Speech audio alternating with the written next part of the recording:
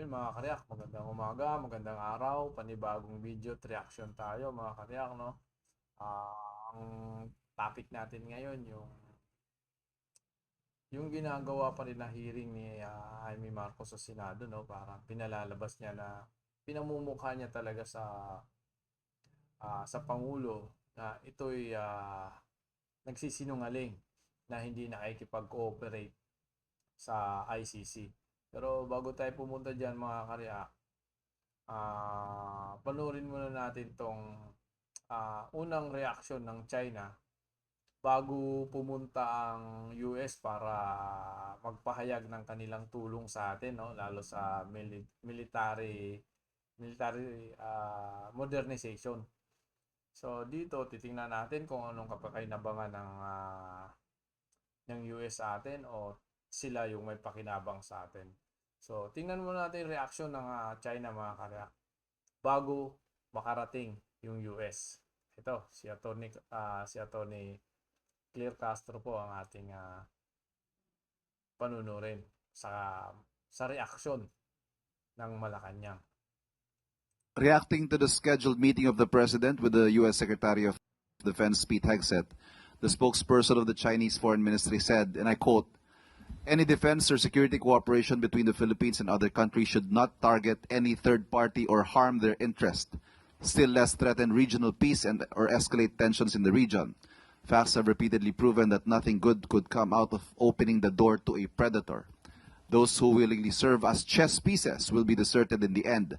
Our message to some in the Philippines: stop serving as other countries' mouthpiece and no more stunt for personal political agenda." Well, if China really believes and concerned about peace and stability in the region, they should abide by the international law. Parang sinasabi kasi rito ng China mga karya nung nabalitaan nga na yung Hague Secretary, no, sa US ay nung nabalitaan nila na pupunta para ipahayag yung kanilang suporta sa atin, parang sinabi ng China, ng spokesperson ng China na uh, tinawag nilang predator ang Amerika.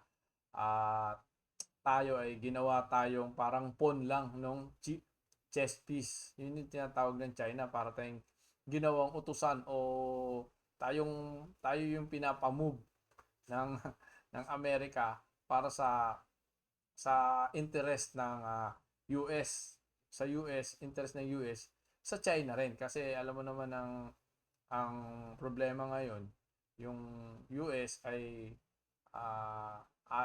parang didepensahan yung Singapore na pwedeng anytime pwedeng umatake ang China. Tapos yung nangyayari pa sa West Philippine Sea, so hindi makagalaw, hindi makaporma ang China kasi kapag naglagay na sa atin ng mga military facilities, no, mga military equipment, lalo yung mga missile natin, mga anti ballistic missile, no.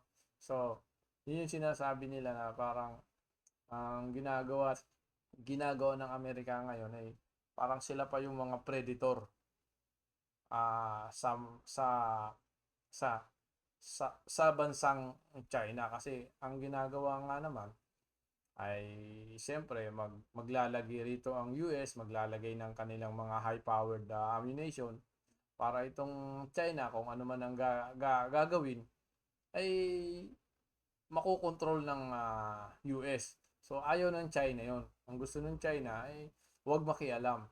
Kaya tinatawag tayo ng China na isang parang pawn, no? Pawn sa chess. Na kung ano sasabihin o kontrolado tayo ng US. Di mga karya? They should also respect the sovereignty of each country. We are not. The Philippines is no one's chess piece.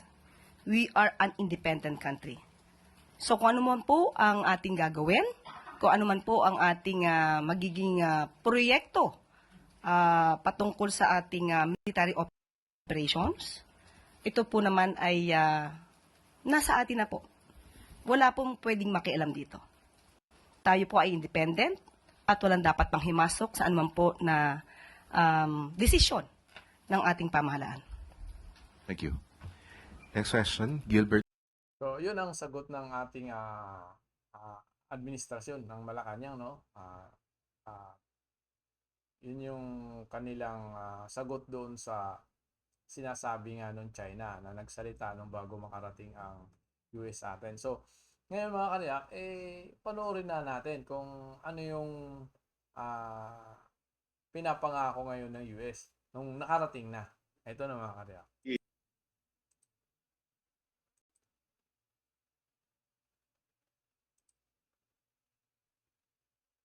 Secretary of Defense Pete Hegseth para sa modernization program ng Armed Forces of the Philippines. Makabagong kagamitang pandigma naman ang pagsasanayan lalo na ng mga sundalong Pilipino sa darating na Ito na yung pagdating na ng US mga kariyak, no? Bago dumating, nagkaroon na agad ng issue yung China, nagsalita na agad bago dumating. So ngayon, nasa bansa na natin. So ito na yung naging kinalabasan ng salita nung isang secretary ng US na nagpunta sa balikatan exercises na isasagawa sa susunod na buwan. Ito ang balita ni Benedict Samson. Matapos ang courtesy visit kay Pangulong Ferdinand Marcos Jr. kahapon, bumisita sa Camp General Emilio Aguinaldo si US Department of Defense Secretary Pete Hegseth para makipagpulong kay Department of National Defense Secretary Gilbert Gibo Teodoro Jr. Ayon kay Hegseth, patuloy ang pagsuporta ng Estados Unidos sa modernisasyon ng Armed Forces of the Philippines. Katunayan, dodoblihin pa ng US ang pakikipag-ugnayan sa Pilipinas at maglalaan din ng financial support para sa AFP. We agreed on the next steps to reestablish, and that's key, reestablish deterrence in the Indo-Pacific region. These efforts build on an ongoing $500 million commitment in foreign military financing and other security assistance to support the Philippines' military modernization. Dito kasi mga kariyak, may dalawang may dalawang mukha to. Yung pagsuporta at pagdagdag ng armas sa atin, no, na galing US, dalawang mukha ito sa ating mga Pilipino. Yung iba nangangamba kasi na kapag ito nga pinayagan natin sila na pumasok sa bansa natin at magdagdag ng mga pangontragyera sa China, ang iniisip agad ng tao pag nagkaroon ng labanan, so apektado tayo. Pero ang sa katotohanan naman, kapag nagkaroon talaga ng gera, kaya nga ang China ay tinutuklas nila kung yung mga EDCA site natin, kung nasaan yon, saan nakaposisyon. Kasi yung mga military facilities o mga posisyon ng ating mga panglaban, mga anti-missile o missile mismo, ay tinutuklas nila kung nasaan para yun ang titirahin, yun ang sisirahin. Kasi pagdating talaga ng gera naman, ang hindi naman pwedeng bagsakan ng basta na lang bomba yung mismong community, no? Yung mismong syudad. Ang sa military to military lang, yun yung labanan. So kung magkakaroon man talaga yung sinasabi nila na magpalipad ang China ng missile papunta sa atin, hindi naman target ng mga tao. Ang target yung mga military facilities, kasi yun yung sisirain nila para masakop tayo. Dahil hanggat nandyan yan, hindi nila tayo kayang pasukin dahil kaya silang puksain nun. So yun yung sinasabi na mukha ng tao na ikinatatakot, no? Kasi yung isa namang mukha nito, itong pagbabantay sa atin, ito ay isang pakinabang din ng Amerika. Dahil ang Amerika ay suportado din nila ang Hong Kong o Singapore ba na gustong pasukin ngayon. So, yun yung pakinabangan naman ng US sa atin. Dahil itong Pacific, no, yung karagatan na yan na dapat makadaloy lahat ng international o mga galing sa ibang bansa na pwedeng makipag-trade papuntang Korea, papuntang na ngayon ay parang ang ginagawa ng China kasi binabantayan na yan At kung mahawakan talaga nila at masakop nila at wala nang makakaraan, paano nila yung ekonomiya na galing na barko yung papasok? Hindi na sila makakaraan.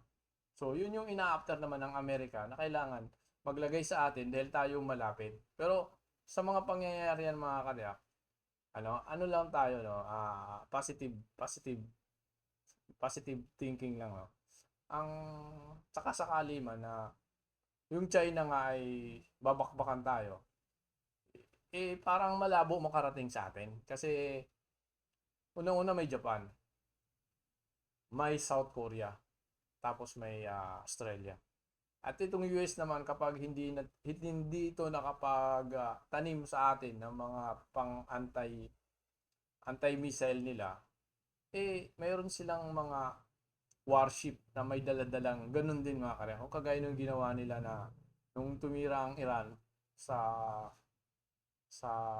tawag nito sa Israel, yung kanilang warship na nasa dagat, yun yung nag-intercept ng mga ballistic missile na pinapalipad ng Iran. So, may kakayahan ang Amerika na gano'n. So, ang ayaw lang ng China dahil yung nakikipagdikit tayo sa Amerika.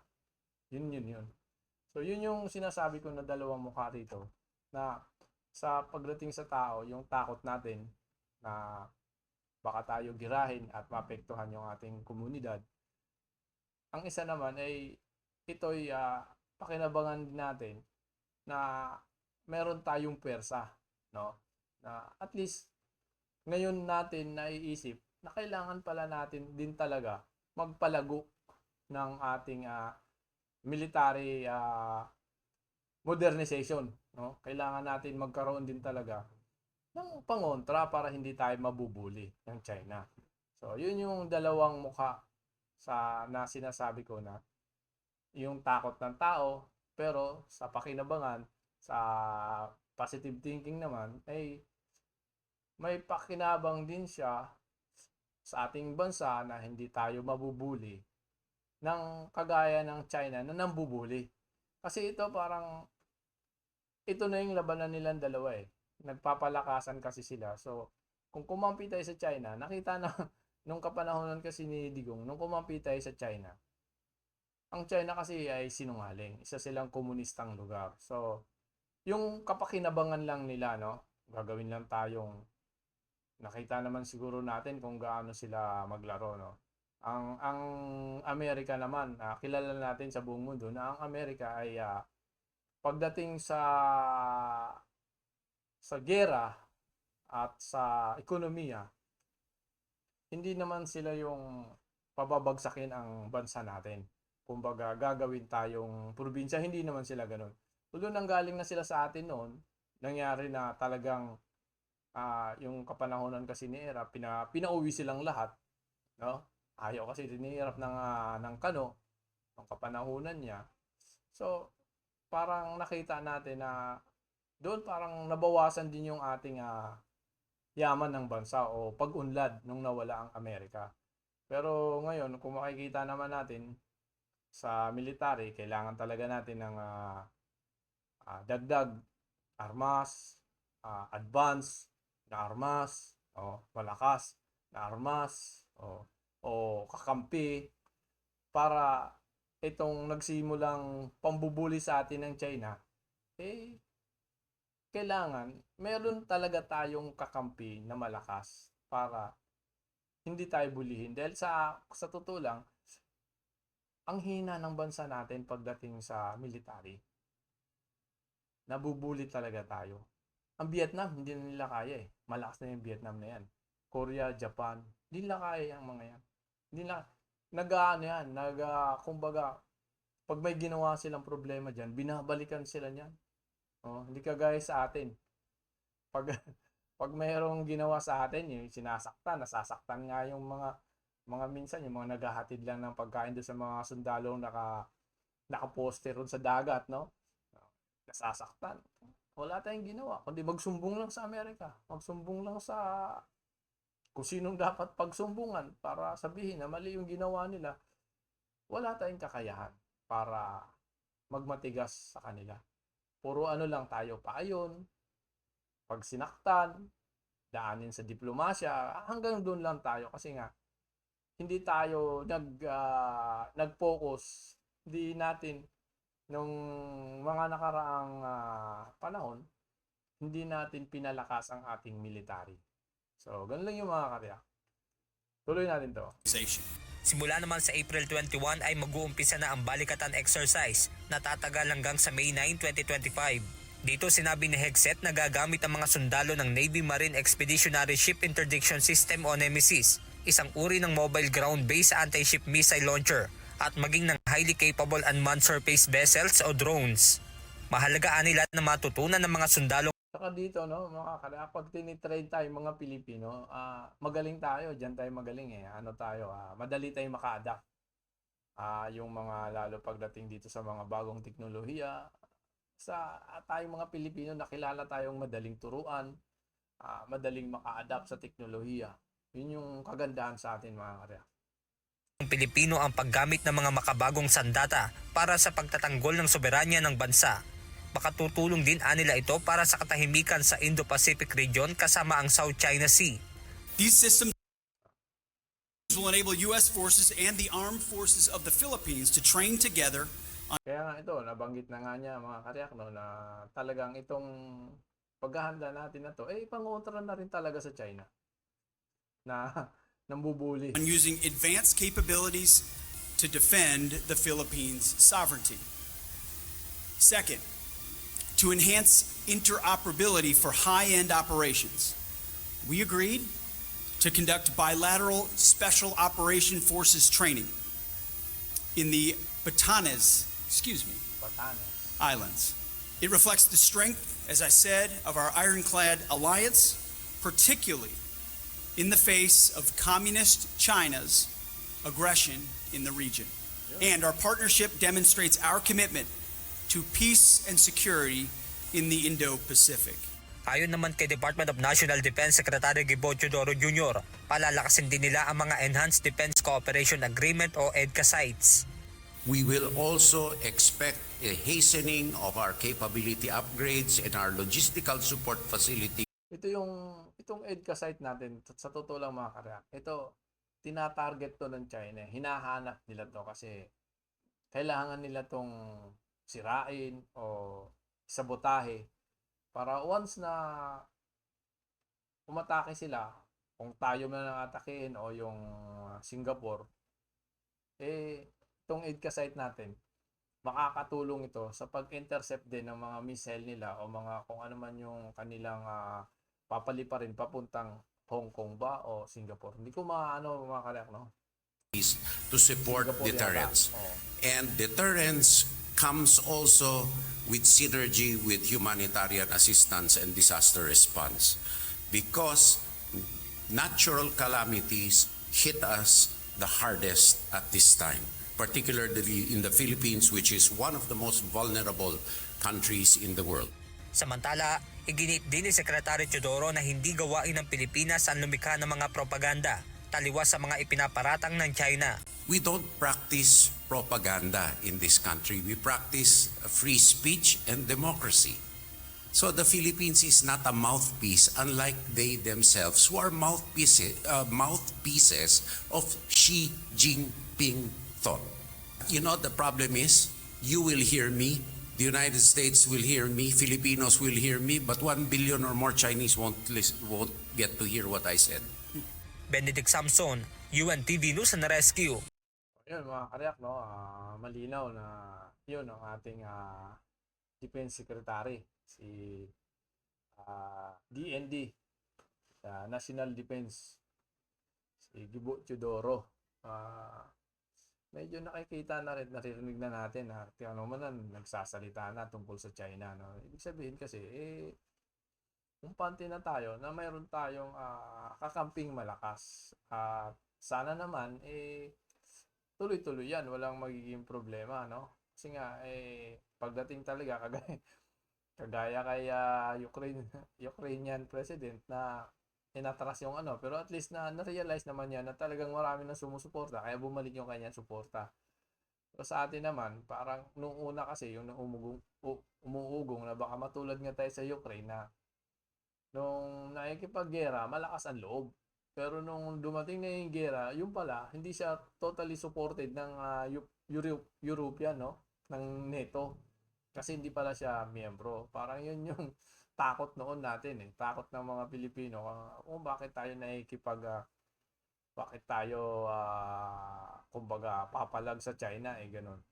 So, yun, nakikita na nga natin na pinalalakas tayo at yung ating gobyerno ay nakahanda naman na gastusan ang ating military modernization. Dapat talaga ganun mga karyak. Dapat ang isang bansa ay magpapalakas talaga dapat. Hindi dapat pababayaan. Kasi kung noon pa tayo nagpapalakas ng ating mga military, eh dapat malakas na tayo ngayon.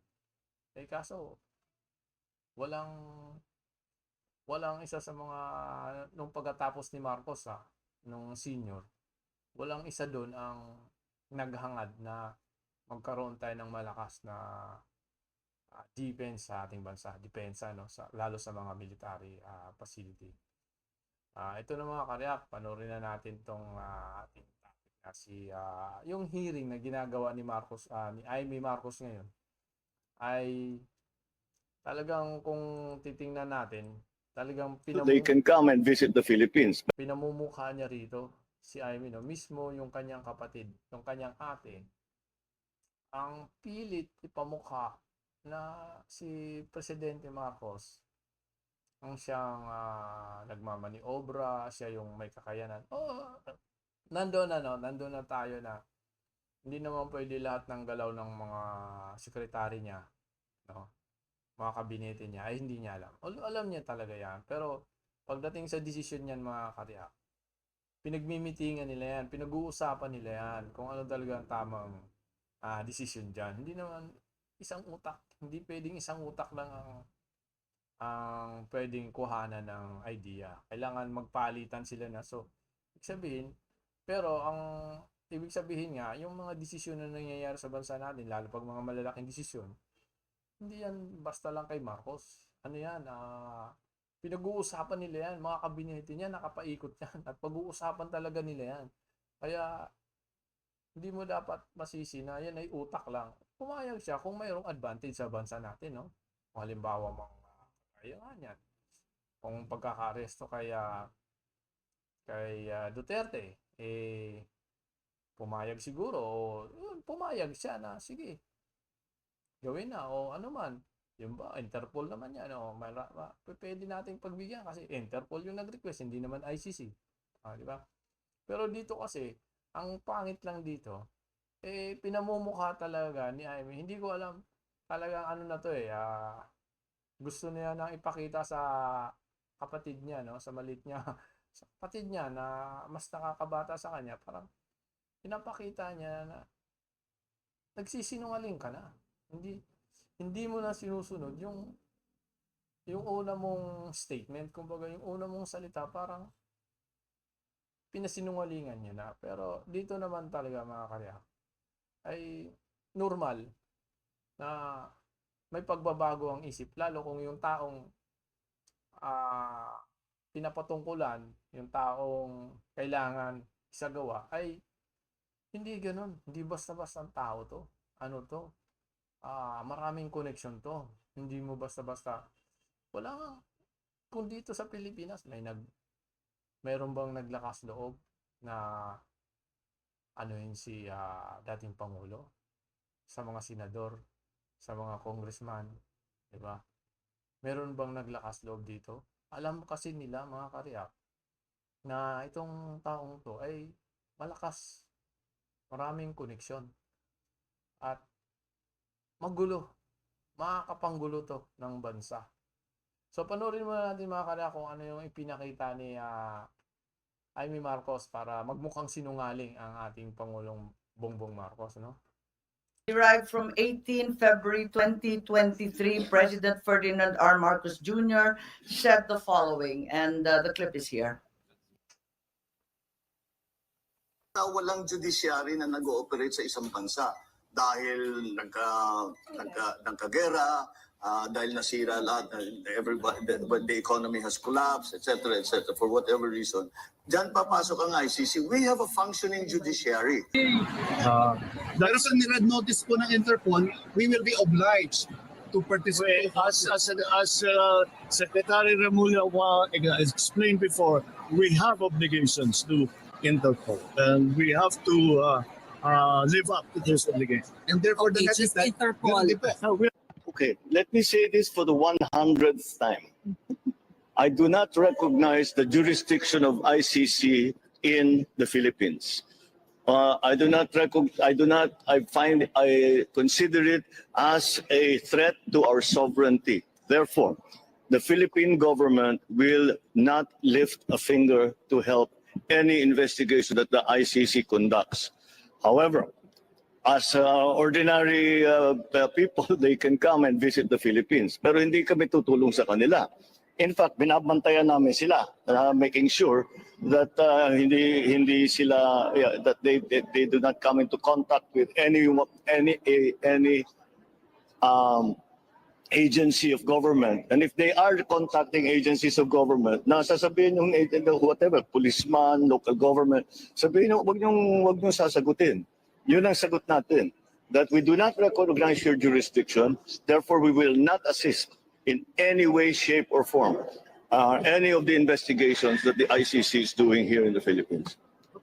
Derived Yun yung correct, no? Yun yung statement ng ng Pangulong Marcos na ngayon inilabas ni Amy Marcos yung sa kanyang hearing para mapatunayan lang na bumaliktad na nung pagkakahuli kay dating Pangulo ay binaliktad niya yung kanyang statement, no, na hindi siya makikipag-cooperate. Tutusin, may lusot pa rin yung kanyang salita kasi ang binabanggit naman doon ay ICC. Pero nung warrant of arrest na kasi, Interpol na yung may dala. At saka dito sa akin mga karya, akin lang na palagay ito, no. Yung mga statement na yan, ang kapanahonan nung medyo hindi pa masyadong hard yung mga banat ni yung bangag-bangag pa lang yung mga nanatili pa lang siyang kumbaga malambot o nakikipag kumbaga ayaw muna makipag-away, no. Kumbaga ayaw niyang awayin. Ayaw niya parang hindi niya pinapakita na galit siya sa pananalita ng kampo ni Duterte, no. Hindi niya pinapakita na siya ay naiinis o nagagalit kahit kung ano-ano sinasabi sa kanya. Kaya yung statement niya na yon ay parang pinapanigan niya kasi yun yung gusto ng mata ng mga Duterte. Oo, kahit noong panahon kasi ay maugong na yan na nung pag-upo pa lang ay parang kung magkakaproblema talaga, maaari niya talagang papasukin ng ICC para damputin na, para wala siyang problema. O, di ba? Kaso lang, pinalalabas niya nung mga panahon na yan, kalma lang siya. Hindi siya nagpakita na siya ay galit. Hindi siya nagpakita na kumbaga naiinis siya sa mga ginagawa ng kampo ni Duterte, no. So yun yung sinasabi nga ni Boying Rimulya na siya ngayon yung ginigisan ni Amy Marcos tungkol dun sa ganyang problema ngayon, sa ganyang tinatanong na ngayon nakapokus kasi sila sa na ang si Pangulong Marcos nga raw ay bumaliktad nga at nagsisinungaling dahil alam niya na hindi pwedeng hindi niya malaman kung ano man yung mga transaksyon ng ating mga opisyalis, no, ang ating mga nasa gobyerno, kanyang mga kabinete, hindi katanggap-tanggap sa kanya. Totoo naman na hindi talaga pwedeng magdesisyon ang kanyang mga kabinete o kanyang mga in-appoint dyan kung wala siyang kahit maliit man lang na kaalaman o hindi lang maliit. Dapat alam ng presidente yan para pag nagka-problema, siyempre, presidente pa rin ang magpaplantya kung ano magiging problema. So at least may basbas sila ng presidente. Problema lang dito, pinagpipilitan na magsisinungaling. Ang depensa naman dyan ni Boying ay ang tao ay may pagbabago ng desisyon.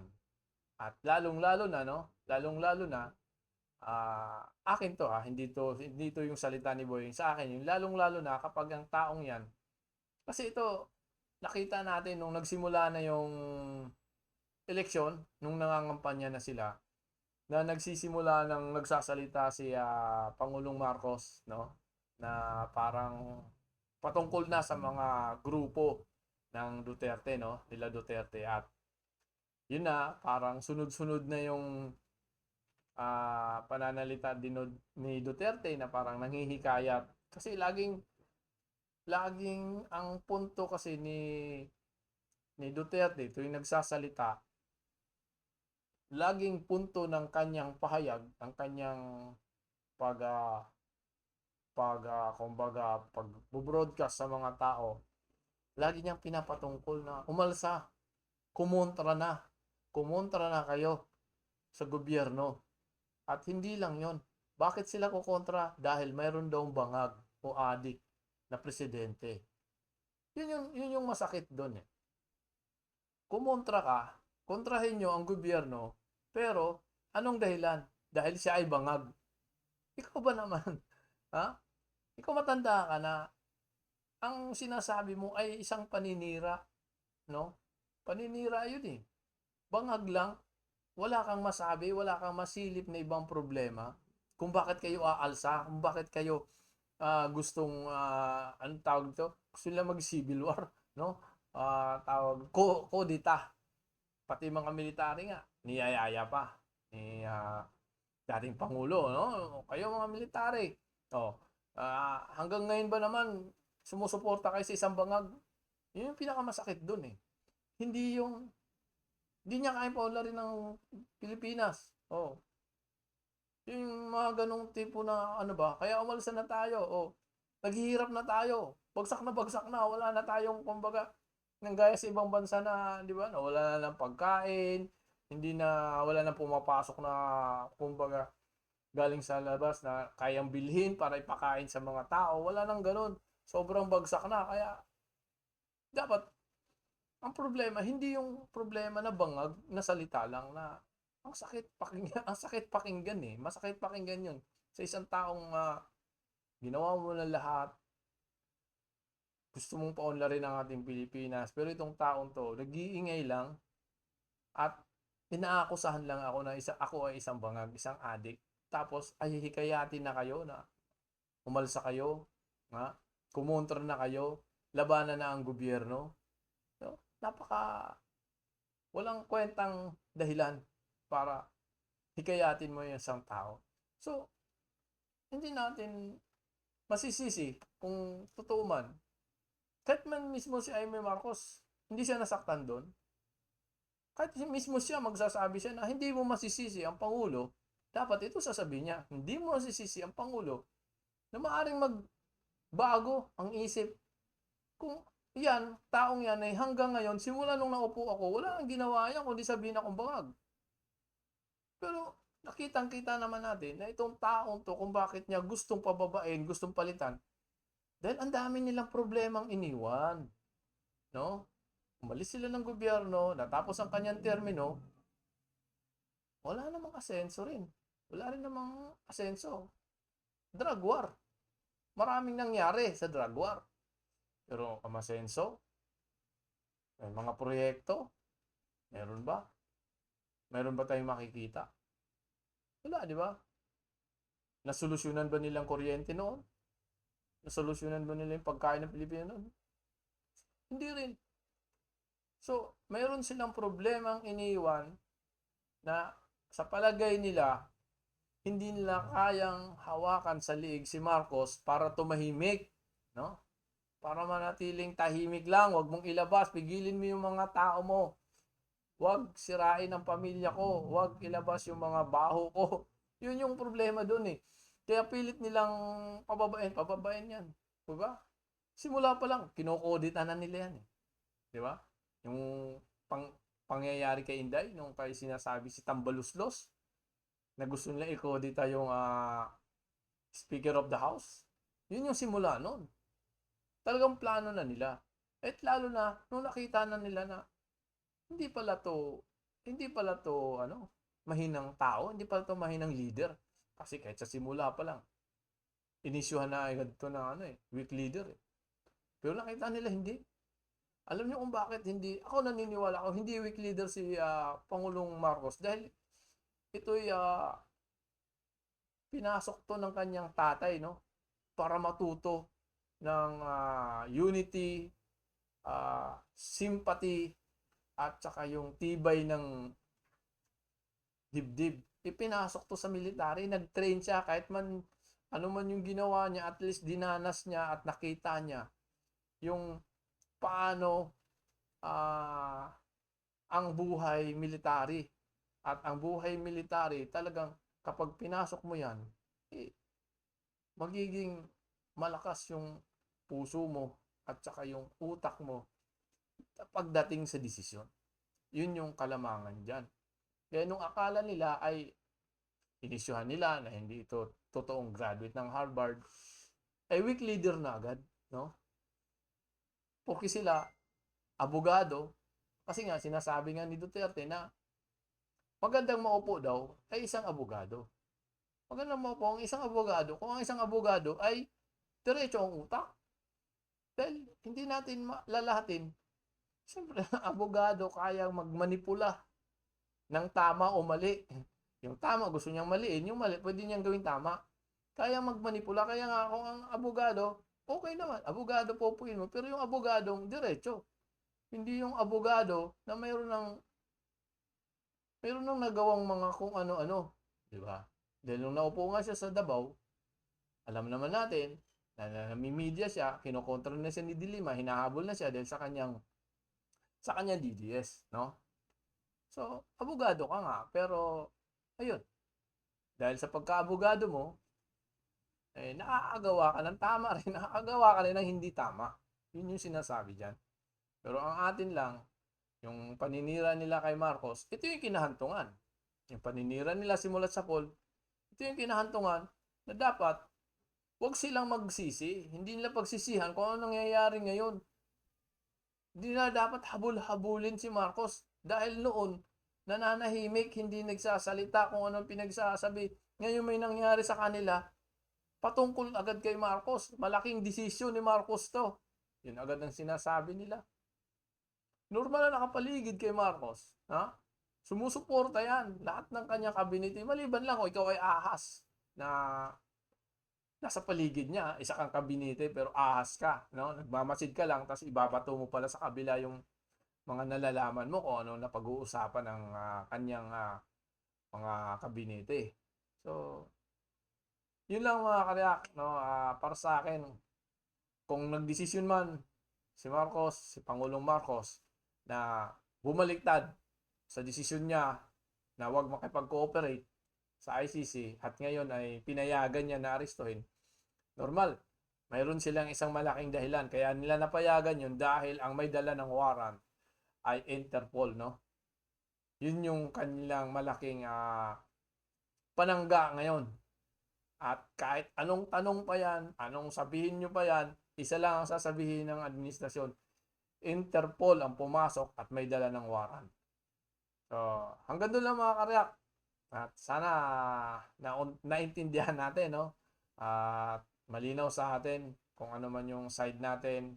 Ewan ko sa inyo kung ano yung side nyo, pero sa akin, yun ang side ko kung bakit nangyayari ngayon to, lalo yung pagkakaresto sa dating Pangulo at ngayon ay nililitis.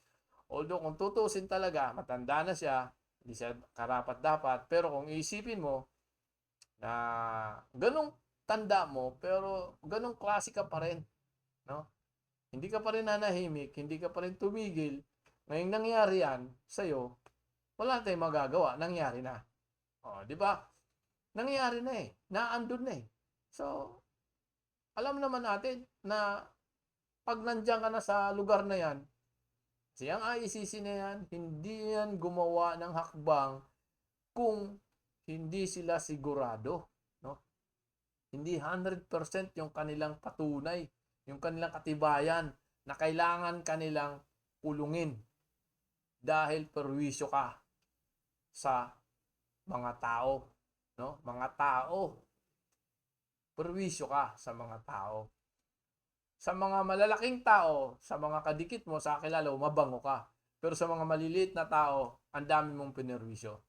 So, yun lang mga ka-react. At maraming salamat. Please paki-like and subscribe sa ating channel. Hanggang doon na lang po. Salamat.